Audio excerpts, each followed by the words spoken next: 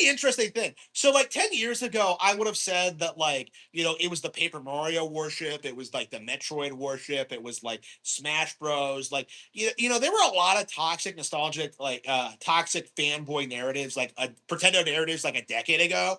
But lately we've been going through a cultural shift where like people's priorities change and they're they're complaining about different things than they used to.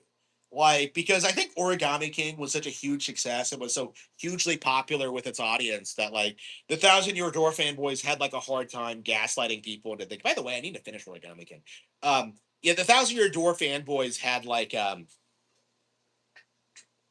they had a problem with gaslighting people into thinking that the series needed to return to its roots. That narrative kind of collapsed, over time, especially after Arlo refused to play like the Thousand Year Door remake. It just kind of tanked their credibility.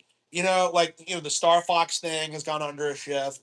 F Zero, F Zero fans begging for a new game now have to deal with the fact that like we've gotten a new game in '99 and it's very very good, and no amount of like trying to damage control and saying it doesn't count is ever going to work.